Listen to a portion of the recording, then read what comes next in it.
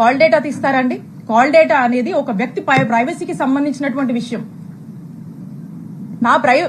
నా ప్రైవసీ అంటే నా జీవితం, నా వ్యక్తిగత జీవితంలోకి రావాలనేటువంటి ఎందుకంత నీచపు ఆలోచన వారికి వచ్చిందో నాకు తెలీదు. నేను ఒక్కసారి అడుగుతా ఉన్నాను, ఈ రాష్ట్రంలో ఇంతమంది అన్నల్ని తమ్ముళ్ళు ఉన్నారు, వాళ్ళని నేను అడుగుతా ఉన్నా, ఒక్కసారి ఆలోచన చేయండి. మీ ఇంట్లో ఒక ఆడపిల్ల ఉంటే, మీ భార్య అయినా, మీ చెల్లి అయినా, మీ అక్క అయినా, మీ ఇంట్లో ఉండే ఆడవాళ్ళ కాల్ డేటా ఎవరన్నా తీస్తే ఏంటండి? మీకెంత బాధ అనిపిస్తుందండి? మీకెంత కడుపు కాలుద్దండి? అలాగే మీరు కాల్ డేటా తీసినప్పుడు నా కుటుంబ సభ్యులు కూడా అలాగే ఫీల్ అయ్యారు. ఇంత నీచుడా కృష్ణదేవరాయలు అని చెప్పి అందరూ ఫీల్ అయ్యారు. ఇది మా అధిష్టానానికి తెలుసు, మా పార్టీలో ఉన్నటువంటి పెద్దలకు తెలుసు, అప్పట్లో ఉన్నటువంటి మా పోలీస్ అధికారులకు కూడా తెలుసు. కానీ ఎప్పుడు బహిరంగంగా ఈ విషయాన్ని నేను బయటికి చెప్పే ప్రయత్నం చేయలేదు.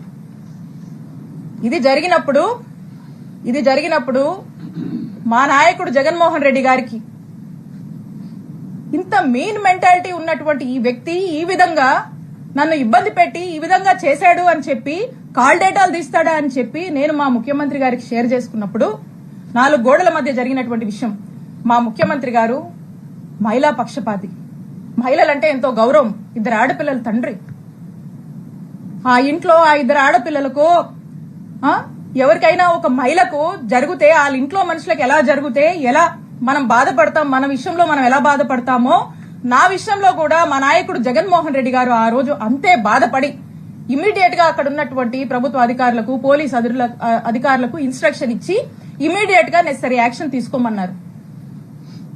ఇమీడియట్ గా నిమిషాల్లో ఆ రోజు ఇక్కడ పనిచేసినటువంటి డిఎస్పీని, ఇక్కడ ఉన్నటువంటి సిఐని పిలిచి పోలీస్ అధికారులు మాట్లాడితే ఆ పోలీసులు ఏం స్టేట్మెంట్ ఇచ్చారండి? Upon the pressure of honourable MP Narasaraopet Lavu Krishnadevarayalu, upon his instructions మేము ఇది తీయాల్సి వచ్చింది అని చెప్పారు. నిమిషాల్లో సస్పెండ్ అయ్యారు ఆ పోలీసులు. ఇది చాలా మందికి తెలుసు.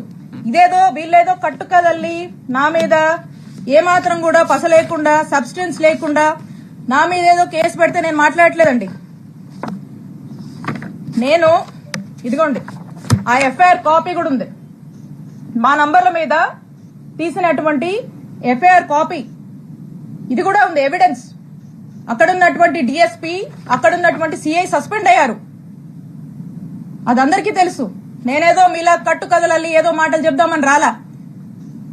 ఇది ఇంత నీచమైన నిజస్వరూపం లావు కృష్ణదేవరాయలు. అప్పుడు మా నాయకుడు అతన్ని ఏంటయ్యా కృష్ణ, ఏంది పని అని ప్రశ్నిస్తే తల దించుకున్నాడు కృష్ణదేవరాయలు. ఆ రోజున కృష్ణ గారు తల దించుకున్నారు, తన తల తీసేసినట్టయింది. ఆ రోజున మా నాయకుడు జగన్మోహన్ రెడ్డి గారి దృష్టిలో ఇతను చేసినటువంటి ఈ తప్పుడు పనికి, ఒక మహిళా ఎమ్మెల్యే కాల్ డేటా తీసినటువంటి తప్పుడు పనికి అతను ఆ రోజున మా నాయకుడిలో కృష్ణదేవరాయలు అనే వ్యక్తి మీద నమ్మకం కోల్పోయాడు, అతను చేసిన తప్పు వల్లే.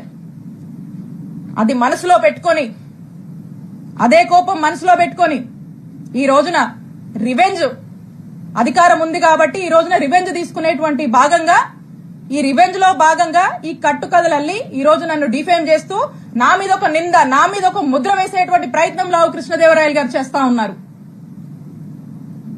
ఇది చేస్తూ వీళ్ళని మీరు చూస్తే ఈ కంప్లైంట్ కూడా ఇతను